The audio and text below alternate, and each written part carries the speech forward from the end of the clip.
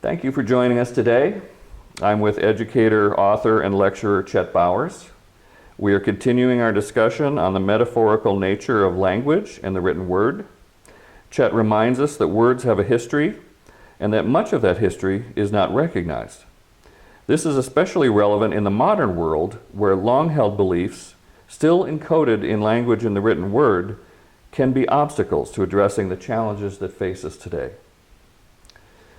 Chet, we need to return to a point you made in our first session, and namely that we live in an emergent, relational, and codependent world, which you often refer to as natural and cultural ecologies. How does the metaphorical or historical nature of language often misrepresent the world as made up of fixed entities, abstract ideas, and a world where relationships and contexts are often ignored?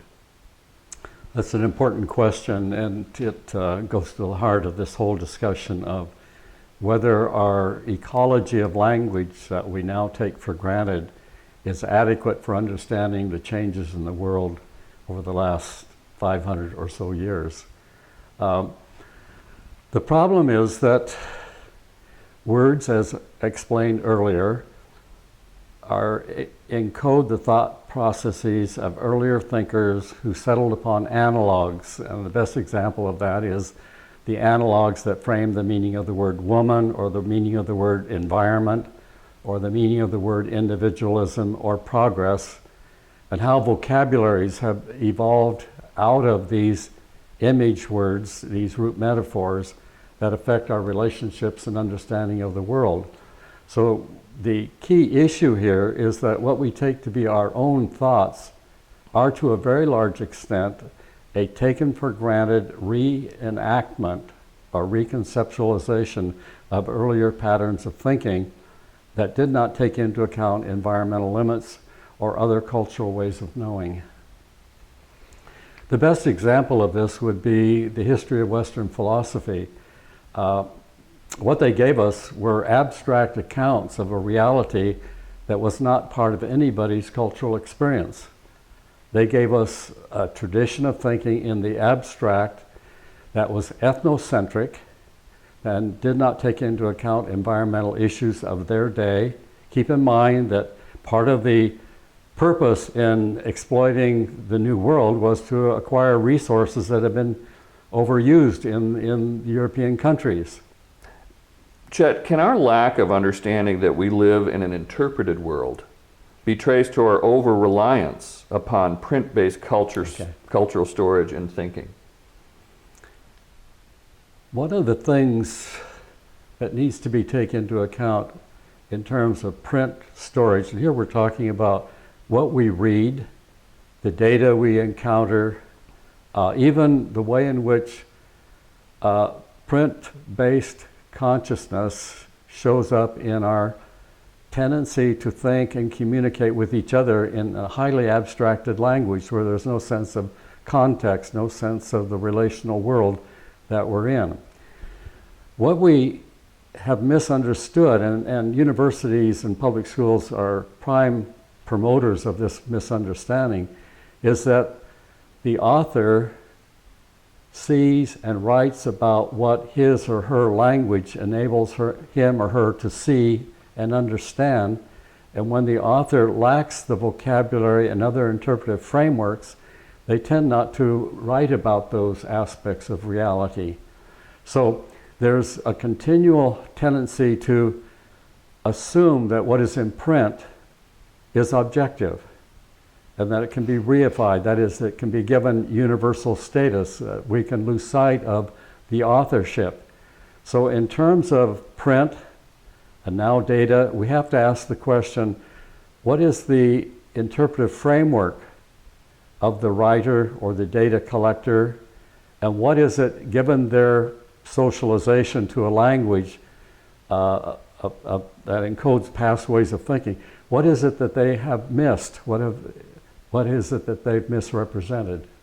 So you use the term silences quite often, and I believe what you're saying based on this discussion is that what an author or a writer or a historian does not include due to a limited perspective is in many ways just as important as what they do include.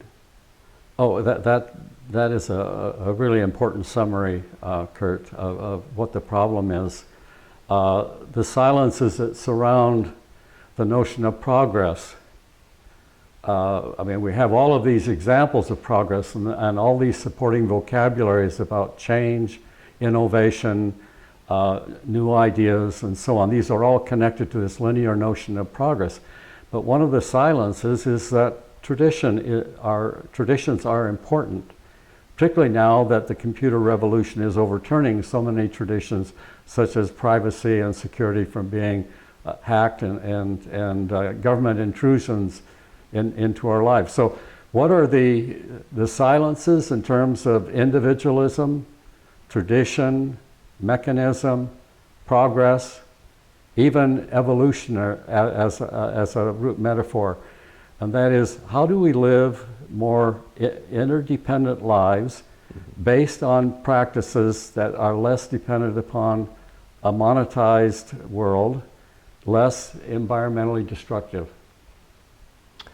We use the word abstract, but what is there about abstract thinking that most people do not understand?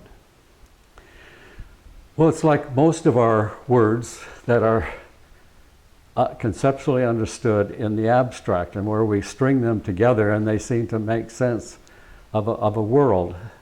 But if you want to understand the problem with print and how it abstracts our understanding of the world, and thus the problem of the writer to adequately represent the emergent relational world, we have to do something very simple, and it hasn't occurred to people, and that is have somebody be assigned to write down what has occurred at an event, a conversation, an artistic event, the crashing of the waves, and then compare their written description of what they saw, given their cultural lenses, and what actually took place and thus was left out of the written word.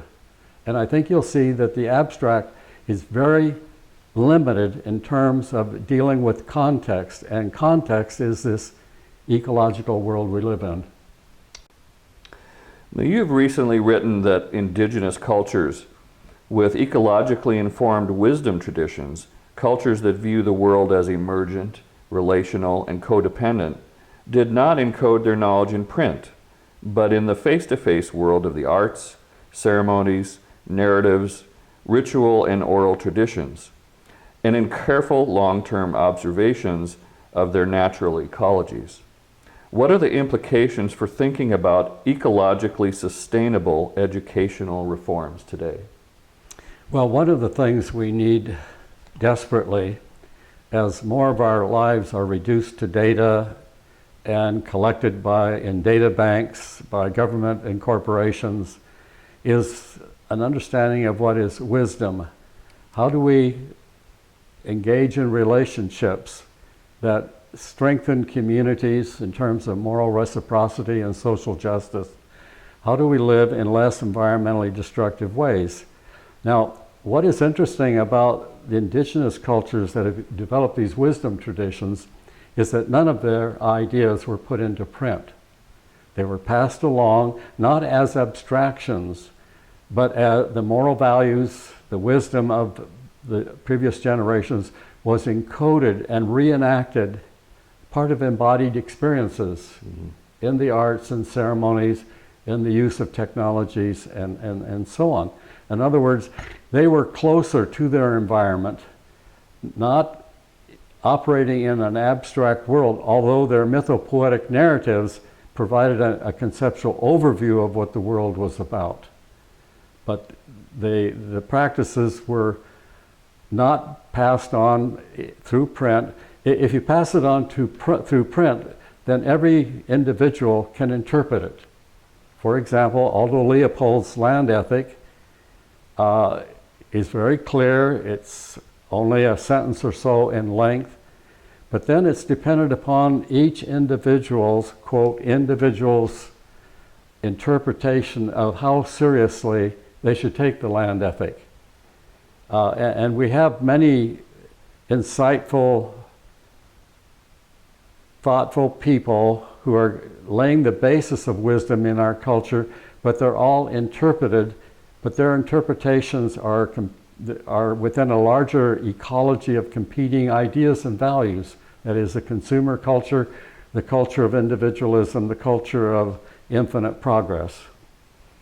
So basically what you're expressing is the clear difference between learning through experience traditions, learning of the cultural traditions, cultural education through experience, as opposed to abstract reasoning reflected in print and data.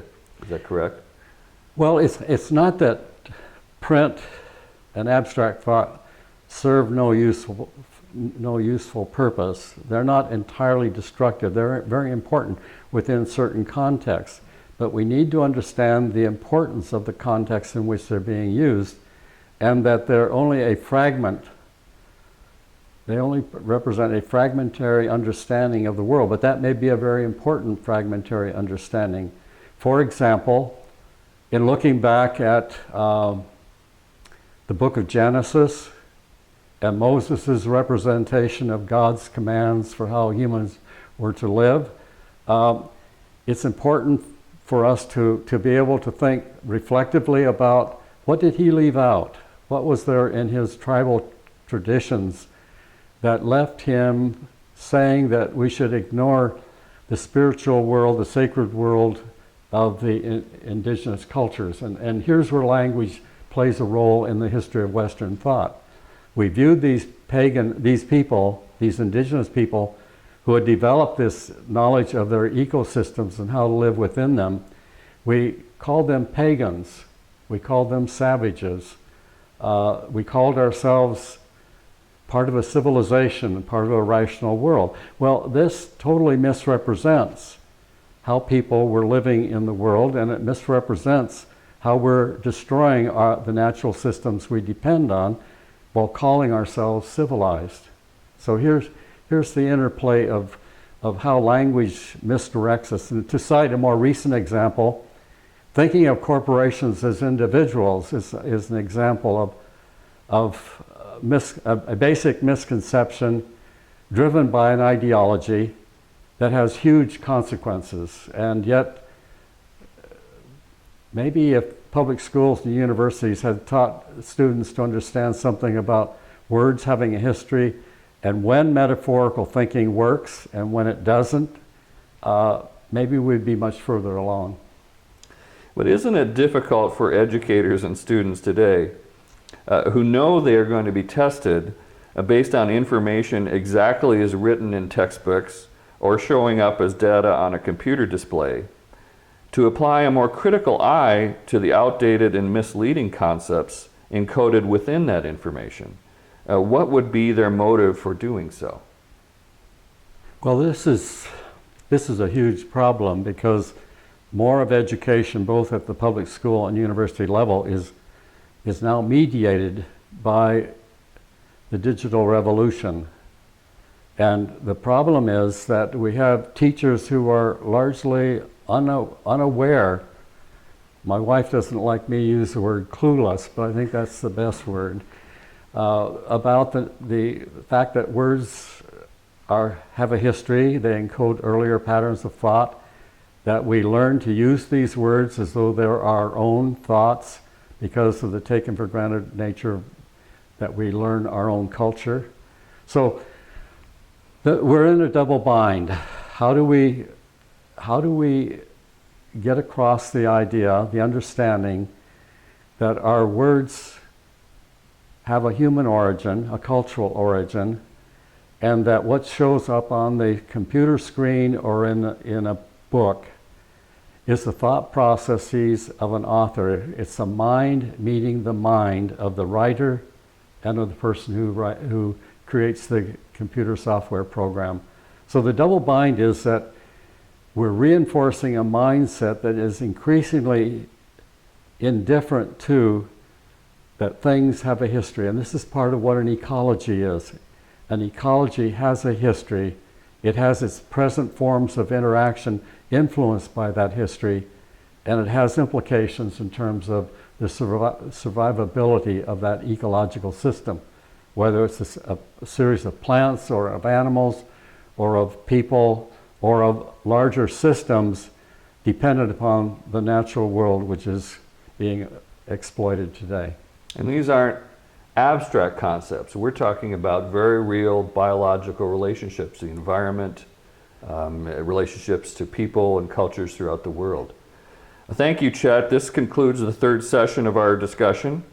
We hope you are beginning to see the historical and cultural influences in modern language and how these influences often go unchallenged, even undetected, in classrooms, boardrooms, courtrooms, indeed in every aspect of our lives where the written word or modern language is relied upon.